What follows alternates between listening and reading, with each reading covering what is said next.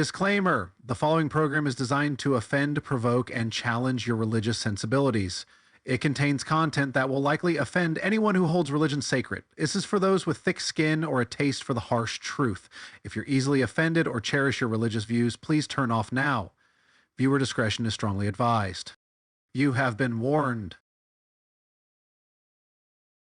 Voltaire cracked open Revelation, saw its talking beast, a moon the color of blood, and 1,500-mile-high skyscrapers, and asked the question theologians dreaded: wait, who thought this was legit? In this episode, we break down Voltaire's demolition of the Apocalypse, William F. Fleming translation.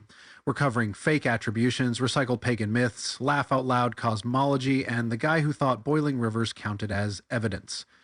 If Revelation were really a divine message, God should have hired someone better to write it. This isn't just Enlightenment snark, it's religious myth verse forensic skepticism, and Voltaire's not nice in this. No one knew where Revelation came from, but everyone pretended they did. So let's just jump right into it. Don't forget to like, comment, and subscribe, and check out the playlist. I have tons of videos covering the Bible also. Voltaire's strategy is dead simple: expose the witnesses. If the people vouching for Revelation are gullible, late, or inventing stories, the book collapses before dragons even show up. He starts with Justin Martyr, writing around 160 CE. Voltaire misdated him to 270. That's almost 250 years after Jesus supposedly dispensed end-times visions. Dustin's big reveal? A New Jerusalem, a perfect cube with 12,000 stadia or 1,500 miles per side and 12 gates. Imagine the penthouse. Hey honey, the market's only 1,500 miles down. Numerology beats physics. 1,000 years, 12,000 stadia, 12 gates, 12 tribes. The millennium idea wasn't even original. Egyptians had souls returning after 1,000 years. Virgil's Et mille per annos says the same. Christianity slapped on a New Jerusalem sticker and called it Revelation. Justin also claimed the Jordan boiled at Jesus' baptism, trusted Sibylline fortune tellers, and bragged he'd toured the prison where 72 translators were locked up in Pharos during Ptolemy's reign. Chronological nonsense. Voltaire just lays a trail of gasoline and waits. This is who the early church leaned on. Next witness, Irenaeus. His proof? An old man told me John wrote it. No manuscript, no signature. Then he demonstrates 4 Gospels because there are 4 winds. Case closed. Clement of Alexandria is next, and Voltaire notes he cites an Apocalypse of Peter, but Clement also quotes John's. Peter's version was later banned for excessive gore. Tertullian claimed the New Jerusalem hovered in the night sky for 40 nights, visible to pagans and Christians alike, gone by daylight, no sketches. And Origen quotes both Revelation and the Sibyls, because 2 bad sources are better than 1. Voltaire still isn't discussing beasts or plagues, he's just proving the receipts are fake. Dionysius of Alexandria says most church doctors rejected Revelation as irrational and credited it to Cerinthus, a forger. The church was split. Council of Laodicea left Revelation off its canon list, even though Laodicea is one of its target churches. Tradition says Ephesus was John's turf. Its representatives still cold-shouldered the book. John's grave could dance a jig. Nobody cared. Which is theology at its finest, basically saying, he's not dead, but he definitely didn't write that. Eventually, the loud faction won, and Revelation got stamped canonical. Since then, every faction has mined it for their own crises. If a prophecy validates every side, it isn't prophecy, it's symbolism. You can use however you want to suit your religion's needs. Voltaire just shrugged, saying even giants like Bossuet and Newton earned more honor ignoring Revelation than explaining it. In the end, the Apocalypse wasn't canonized because it made sense. It was canonized because enough people shouted yes over the sound of logic choking to death.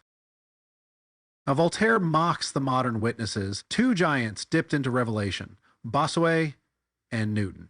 Both face-planted, and hard. Newton was a genius, but Revelation was beneath him, like asking Einstein to decode a rant about flying goats.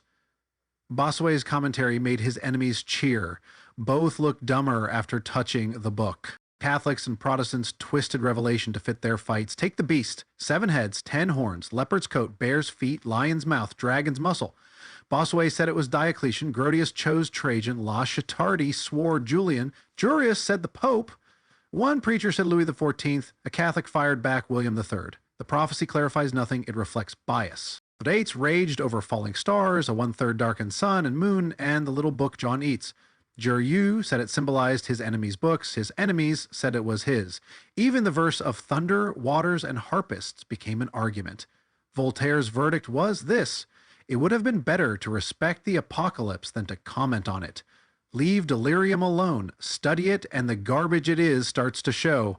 Voltaire then spotlights Camus, Bishop of Belley, whose own apocalypse attacks monks, not monsters. An unfrocked monk abridged it as Apocalypse or Melito's Apocalypse. No symbols, just your crooks, understand? Camus counted 98 monastic orders and guessed 600,000 monks in Europe. Even half that is obscene. He called monks enemies of clergy and magistrates, claimed Cordelier's promise guaranteed salvation, and said monks are like apes. The higher they climb, the more backside you see. The term monk was so toxic that even monks bristled if you said it out loud. This contrast: bloated monks at Escorial or Monte Cassino versus laborers breaking their backs for crumbs. Which life looks closer to Christ's poverty? Voltaire concedes fairness demands balance. Benedictines produce scholarship, Jesuits advance literature, Brothers of Charity and redemption of captives did real good. Camus swung too wide. St. Francis de Sales told him to write moral romances. Camus took the advice and abused it. So what did Voltaire find inside Revelation? A book propped up by hearsay, sold by fortune tellers, and canonized by people who couldn't agree if John was dead, alive, or just bad at writing. A prophecy that borrows from pagans, poets, and anyone who thinks boiling rivers prove divinity. A complete disaster which is flexible enough to mean everything and nothing, all at the same time.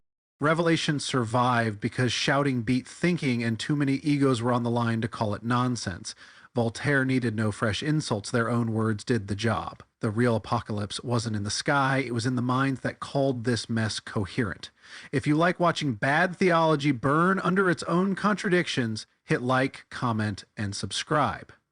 We're just getting started. Next time someone waves Revelation at you as a proof text from heaven, smile, quote Voltaire, and remind them your witnesses couldn't even agree if the guy was alive. See you in the next one.